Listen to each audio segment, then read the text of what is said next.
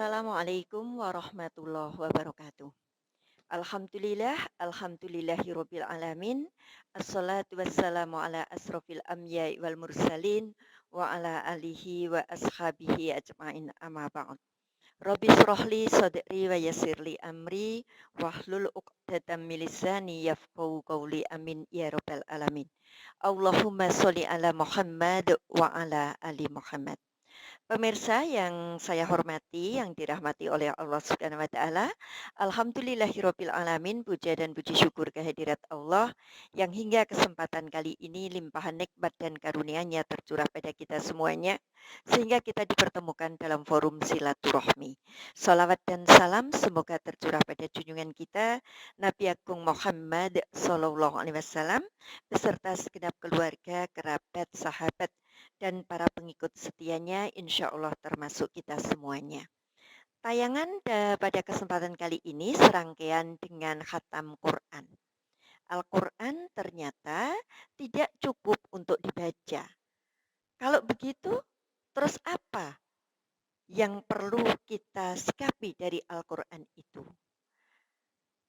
Pemirsa, rukun iman diantaranya adalah iman kepada kitab Allah atau iman kepada Al-Quran. Maka sikap kita sebagai orang Muslim terhadap Al-Quran yang pertama adalah mengimani atau meyakini. Meyakini bahwa Al-Quran adalah kalam Allah, Al-Quran adalah ungkapan dari Allah yang sudah dijamin kebenarannya. Mengapa saya katakan dijamin kebenarannya? Dari surat Al-Baqarah, Allah berungkap, "Dzalikal kitabul la raiba fihi hudal lil muttaqin." Jadi tidak ada keraguan di dalam Al-Quran itu, petunjuk bagi orang yang bertakwa. Ada satu kata, tidak ada keraguan. Berarti kita harus yakin. Maka sikap orang Muslim yang pertama adalah meyakini akan kebenaran Al-Quran itu sendiri. Mengapa harus meyakini dulu? Karena tahapan-tahapan berikutnya itu terletak seberapa kita meyakini kebenaran Al-Quran itu. Satu, Al-Quran kita yakini. Kita tidak boleh ragu-ragu bahwa Al-Quran itu mutlak kebenarannya. Di dalam surat Yasin ayat 2, Allah berungkap wal Qur'anil Hakim. Demi Al-Quran yang penuh dengan hikmah. Jadi ada keyakinan. Yang pertama kita yakin bahwa Al-Quran itu petunjuk. Lalu yang kedua harus kita yakini bahwa di dalam Al-Quran itu penuh hikmah. Ketika seseorang sudah meyakini bahwa Al-Quran itu petunjuk, bahwa Al-Quran itu penuh hikmah, maka akan muncul satu giroh untuk membacanya. Pemirsa, ketika kita jalan-jalan di toko buku, kemudian kita melihat sebuah buku, lihat judulnya, kita tertarik, kita punya bayangan isinya bagus, pastilah kita akan memiliki giroh atau kita memiliki gairah untuk membacanya. Maka sikap seorang Muslim terhadap Al-Quran yang pertama meyakini atau mengimani. Lalu yang kedua, sikap seorang Muslim terhadap Al-Quran adalah kita membaca. Ayat yang pertama kali diturunkan oleh Allah Subhanahu wa taala adalah perintah untuk membaca. Iqra bismi rabbikal ladzi khalaq. Bacalah dengan nama Tuhanmu yang menciptakan. Jadi perintahnya itu membaca. Lalu bagaimana kalau kita hafal? Itu namanya bonus. Kalau membaca, itu saja pahalanya sudah luar biasa, harus kita yakini ketika kita menghafal tentu saja punya pahala yang luar biasa. Namun Al-Quran tidak cukup untuk diyakini, tidak cukup untuk dibaca, atau bahkan tidak cukup untuk dihafalkan. Pemirsa, yang pertama kita meyakini, yang kedua kita membaca. Ayatnya jelas, Iqra bismi rabbikal ladzi khalaq. Kemudian di dalam surat Al-Waqiah ayat 77, Allah berungkap, innahu laqur'anun karim. Sesungguhnya Al-Quran itu adalah bacaan yang sangat mulia. Pemirsa, jadi di dunia ini tidak ada bacaan yang jauh lebih mulia dibanding bacaan Al-Quran. Maka jangan bangga kalau kita hanya menyelesaikan buku cerita. Jangan bangga kalau kita sekedar membaca kepentingan-kepentingan kitab-kitab yang mungkin tidak bisa membentuk kepribadian kita. Tetapi Al-Quran adalah kitab yang mampu menjamin kebahagiaan kita dunia dan akhirat. Jadi di surat Waqiah tadi saya sampaikan bahwa Al-Quran adalah bacaan yang sangat mulia. Lalu yang ketiga ada di surat Fatir. Mengapa kita harus membaca Al-Quran? Allah menjanjikan sesungguhnya orang-orang yang selalu membaca kitab Allah. Innalladzina yatlunal kitabillah. Sesungguhnya orang-orang yang senantiasa membaca kitab Allah, melaksanakan sholat, menginfakkan sebagian rezekinya baik secara secara sembunyi, sesingitan bahasa Jawa, maupun secara terang-terangan, mereka itulah ibarat perdagangan yang tidak akan merugi. Jadi dengan kata lain lebih singkat, orang yang baca Al-Quran itu hidupnya tidak akan pernah merugi. Satu, kita melaksanakan dawuh Allah. Yang kedua, memang bacaan Al-Quran adalah bacaan yang sangat mulia. Lalu yang ketiga, Allah menjanjikan tidak ada kerugian. Ada satu ungkapan, hadis dari Bukhari. Bacalah Al-Quran, maka sesungguhnya bacaan itu akan datang di hari kiamat sebagai syafaat bagi pembacanya.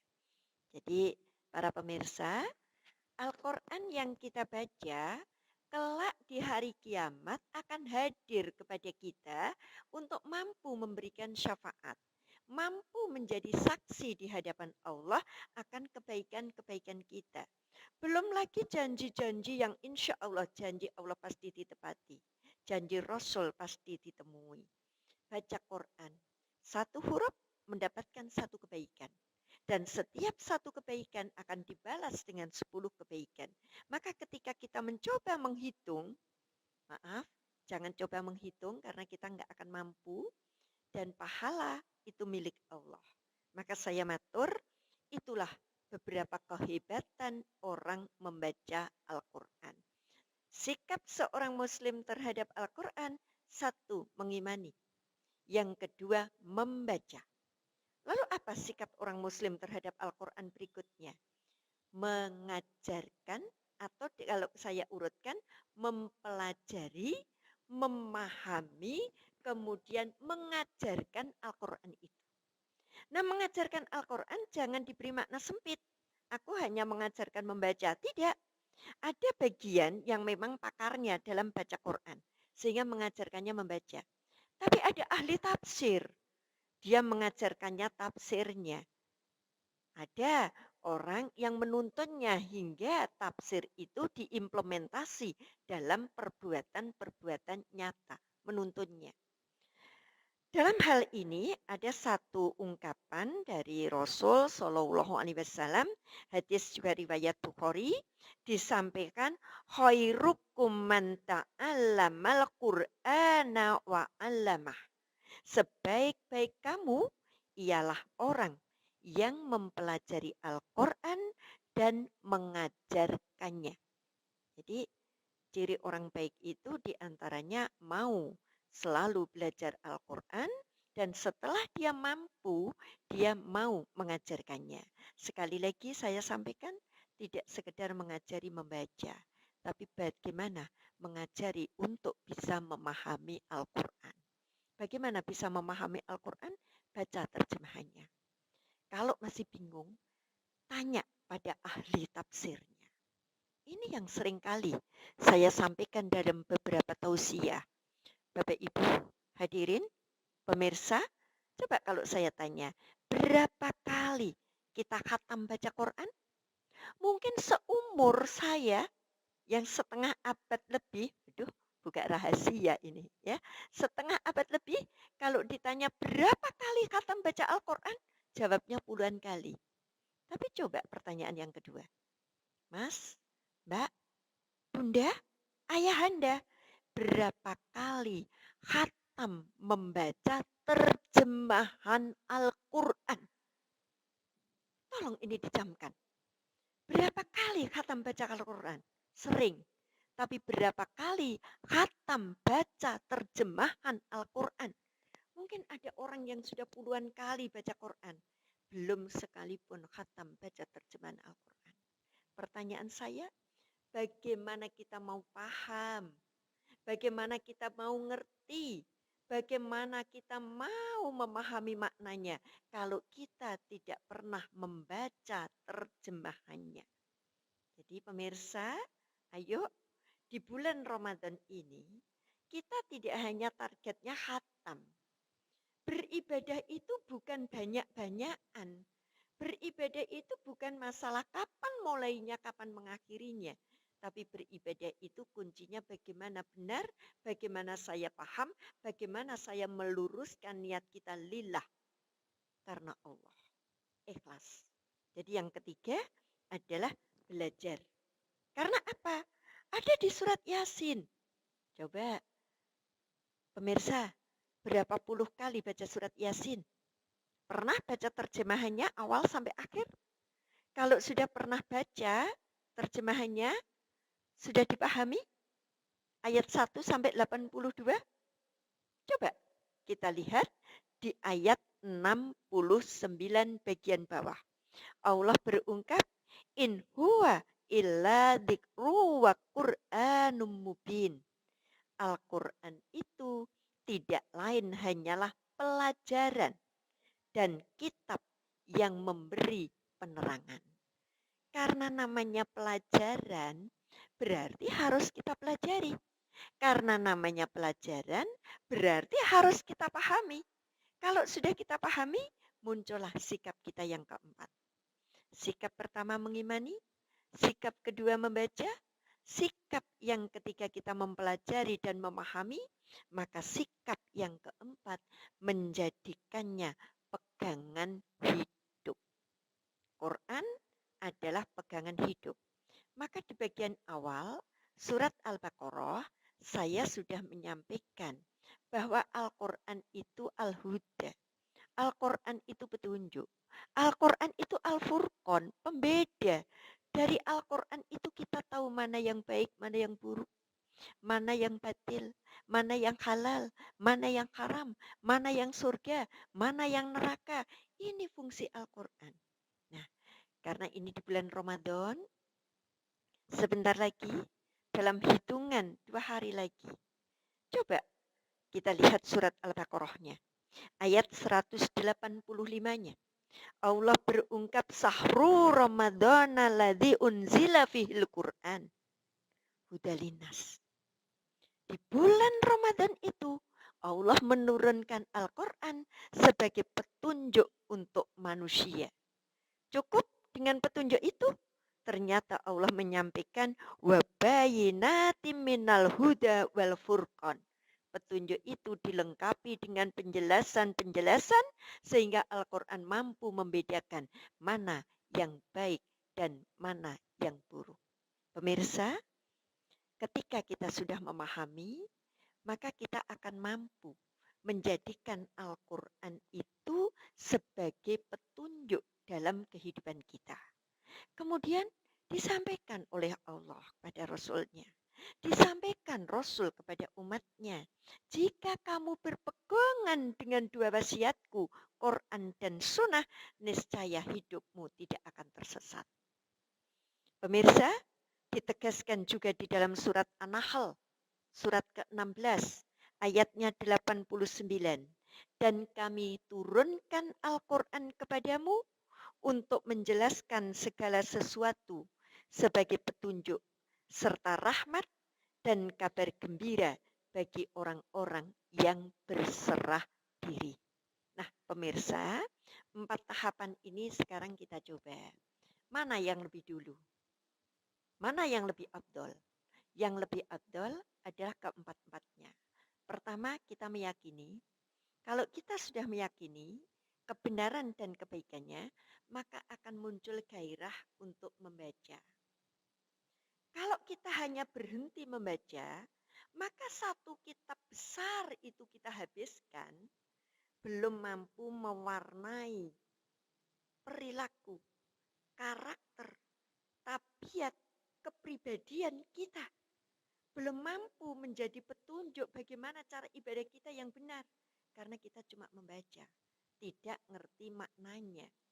Maka bagian yang ketiga, setelah kita membaca, kita pahami, kita pelajari, sehingga apa? Quran yang kita pelajari tadi akan mampu kita implementasikan dalam kehidupan karena menjadi petunjuk. Maka slogan yang sekarang sedang di mana-mana viral, one day one juice. Boleh enggak one day one juice? Sangat boleh. One day three juice. Boleh. One day one Quran. Juga boleh satu hari satu Quran. Tapi bagi saya, membaca Quran bukan masalah banyaknya, tetapi masalah benarnya. Hafal Quran luar biasa. Jempol saya angkat semua. Hafal Quran hebat. Tetapi amal Quran lebih hebat. Jadi membaca banyak itu bagus. Tetapi membaca benar itu lebih bagus. Lebih bagus lagi banyak dan benar. Hafal Quran hebat. Mengamalkan Al-Quran hebat. Kalau sekarang hafal dan mengamalkan menjadi hebat sekali. Hebat banget. Oleh karena itu, monggo kita tidak cukup puas hanya dengan membaca, tapi membaca sekaligus memahami. Tidak puas hanya memahami, maka kita implementasikan. Sekarang seringkali ada sesuatu yang ironis. Anaknya hafal Quran, tapi dengan orang tuanya berani. Lalu di mana letak surat Luqmannya? Di mana letak surat Al-Isra-nya kalau dengan orang tuanya berani? Nah, ada orang hafal Quran, tahu bahwa bersedekah itu wajib, tapi dia pelit sekali. Terus di mana pengamalan Al-Qur'annya? Jadi, sikap kita sebagai seorang muslim, yang pertama saya ulang, monggo kita bersama-sama kembali dalam dada kita, dalam hati kita, kita yakini bahwa Quran adalah kalam ilahi yang dijamin kebenarnya, ainul yakin atau hakul yakin. Hakul yakin. Jadi Al-Quran itu bukan ainul yakin, tapi hakul yakin. Yakin dalam dada. Yang kedua, ayo kita serius membaca. Ini masuk bulan Ramadan. Kita baca Quran di rumah karena sedang COVID. Kalau tidak kita di masjid juga di rumah, tapi tolong targetnya tidak hanya baca Quran, lengkap dengan terjemahannya. Yang ketiga, mari kita pelajari dan kita pahami. Yang terakhir kita implementasi. Perkara kemudian kita hafal, itu bonus yang akan mendapatkan bonus pahala yang luar biasa dari Allah. Pemirsa, demikian saya matur, demikian saya sampaikan tentang sikap seorang muslim terhadap Al-Quran. Sebelum saya tutup, saya ucapkan marhaban ya Ramadan, selamat menyongsong bulan Ramadan.